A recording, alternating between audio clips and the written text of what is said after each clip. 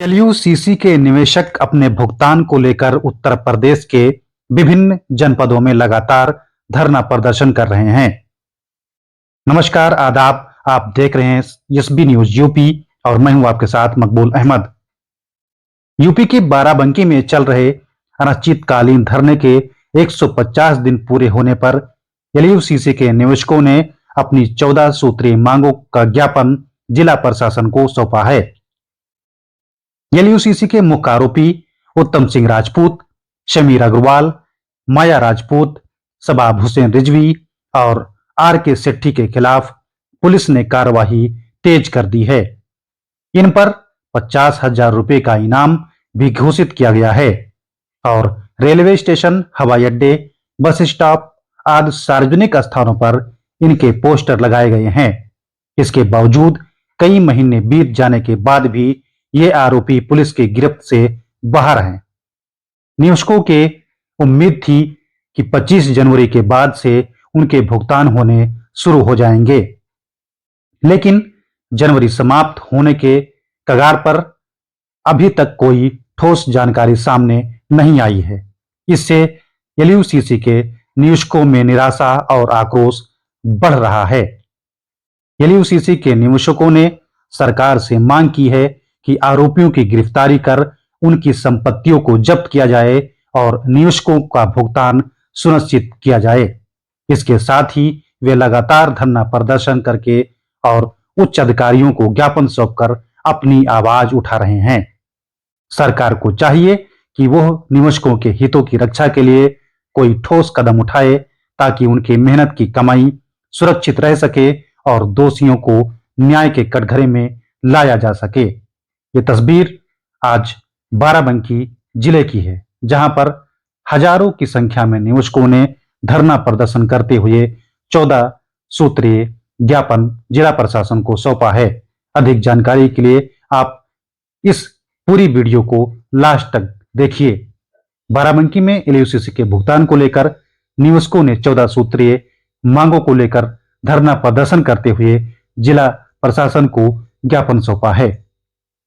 लगातार सभी जनपदों में और यूपी, उत्तराखंड, बंगाल, बिहार सब जगहों पर एलयूसीसी के कार्यकर्ता परेशान हैं। के अंदर उसको ढूंढ लिया जाता है, लेकिन यहाँ पे पिछले से उत्तम जैसे शमीर अग्रवाल जो भागे हुए हैं और वो लापता है, उनको सरकार कहीं ना कहीं अनदेखा कर रही है, उनको ढूंढने का काम नहीं कर रही है, क्योंकि वो जानते हैं कि अगर हम इनको ढूंढेंगे तो हमारा, जैसे कि एक छोटी सी बात मैं बताने जा रही हूँ, मैंने न्यूज में देखा था क्योंकि सरकार एक और भी Daloni urban multi state credit cooperative society चलाने वाली है। तो क्या हम अगर भारत सरकार से लूटे गए हैं तो क्या हम दोबारा भारत सरकार पर विश्वास करेंगे? एलआईसी कंपनी को चलाने वाला fund manager R K Setty, Tata, Reliance, LIC, SBI state सबका फंड मैनेजमेंट करता है वो, और हमारी एलयूसीसी का पूरा फंड खा के बैठ गया। तो क्या हम एलआईसी में पैसा जमा करना उचित समझेंगे? नहीं समझेंगे, क्योंकि वही फंड मैनेजर है जो आज यूट्यूब पर बराबर मीटिंग कर रहा है, बराबर दिखाई दे रहा है, उसको सरकार पकड़ने का काम नहीं कर रही। तो कहीं ना कहीं इसमें सरकार पूरी तरह से इन्वॉल्व है। जिसके पास पैसा है आज के समय, अगर एक एजेंट की मैं बात करूं, अगर एजेंट का खेलता है तो उसको निवेशक देखकर छोड़ देता, लेकिन अगर एक गरीब एजेंट है जिसके घर में कुछ भी नहीं, अभी कल रात में यहाँ से न्यूज गई, मैं तो नहीं आई थी, किसी कारण नहीं आ पाई, यहीं पे बैठे बैठे हमारे एक साथी जो है हॉस्पिटल में एडमिट हो गए, एक साथी की बीवी एक्सपायर हो गई। क्या उन जमाकर्ताओं को पैसा मिल जाएगा, या उसकी खोई हुई घर की सुख जो चली गई, बच्चे यतीम हो गए, क्या उनके पैसे की वजह से अगर वो उनके घर नहीं गए होते और उनको जाके प्रताड़ित नहीं किए होते तो क्या वो महिला फांसी लगाती? उसका जिम्मेदार कौन है? प्रशासन जिम्मेदार है, क्योंकि प्रशासन ने छूट दे रखी है। अगर कोई एजेंट किसी का पैसा खाया है तो हम भी मानते हो गुनहगार। अगर उसने आपको पासबुक दी है और बांड दिया है तो एजेंट कहीं से दोषी नहीं है, ठीक है? हर निवेशक ये जानता है। यहाँ पे कल एक भाई मुझे मिले, मेरे ही साथ के कार्यकर्ता थे, उन्होंने कहा 6 बार मैंने मेचोटी ली, 7वीं बार पैसा फंस गया। तो मैंने कहा भैया 6 बार मेचोटी ली और 7वीं बार आपका पैसा फंस गया तो सोच लेना चाहिए कि जो आपका गया वो तो वापस आ गया। और फिर उन्होंने बताया 3 लाख रुपया मेरे सहारा में था। तो जब एक बार लतियाए गए थे तो दोबारा ला क्यों आए थे? और हर घर में कहीं ना कहीं पल्स का पैसा, कहीं ना कहीं सहारा का पैसा, कहीं ना कहीं विश्वास का पैसा, कहीं ना कहीं LUCC का पैसा लोगों का फंसा हुआ। फिर भी लोग इस चीजों को नहीं समझ रहे, बाहर घर से नहीं निकल रहे, वो एजेंट को ही दोषी बना रहे हैं। हर घर में, अगर गांव में 100 घर है तो 5 घर छोड़ के 95 निवेशक है, वो भले ही किसी और कंपनी को। तो आज हमको जरूरत है एकजुट होने की और हर कंपनियों की। यहाँ पे कमाल भाई बैठे हुए हैं, हमारे राम कुमार गुप्ता जी अध्यक्ष जी बैठे हुए हैं। ये बेचारे 300 कंपनियों की लड़ाई अकेले लड़ रहे हैं। इनका संघर्ष पहले आप लोग देखिए, दोनों पैर से विकलांग और 300 कंपनी का लड़ाई लड़ रहे हैं। क्या 300 कंपनियों का पैसा वापस होगा तो कोई कमाल भाई को 1000 रुपए देगा? नहीं देगा। या कोई हमारे अध्यक्ष जी को कोई देगा? नहीं देगा। लेकिन ये तुम्हारी लड़ाई हम लड़ रहे हैं। तो हमारा कहने का मतलब यही है कि आज जितने भी निवेशक साथी यहाँ पर आए हुए हैं और जितने एजेंट साथी आए हैं, उनको अपने गांव में, अपने मोहल्ले में जाकर इस विषय पे चर्चा करना और चर्चा करने के बाद दोबारा अगर आंदोलन छेड़ने की जरूरत पड़ी तो आप लोगों को मैसेज दिया जाएगा। तो कम से कम हर घर से हर पुरुष को लेके आना, क्योंकि जब हम लोग यहाँ पे, आप लोगों ने देखा होगा कि 26 जनवरी के दिन हर जिले, हर गली, हर स्कूल में झंडारोहण होता। क्यों होता? क्योंकि वो देश की आजादी के लिए लड़ते।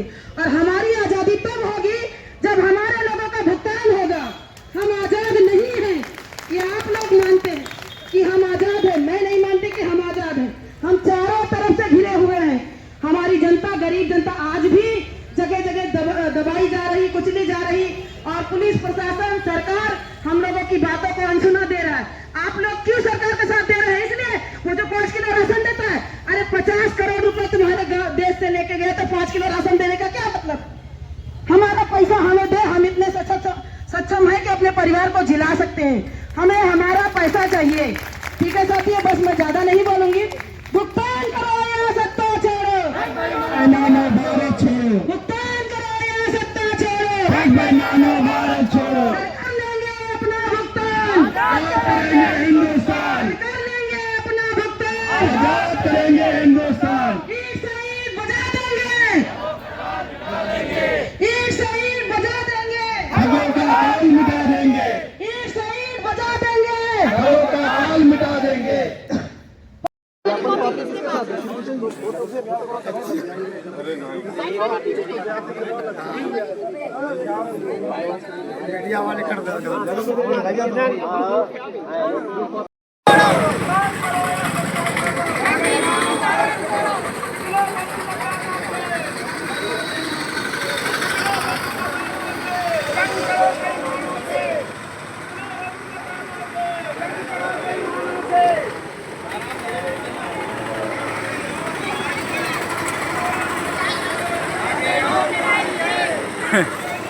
जा सही जुगाड़ तुमने निकाली।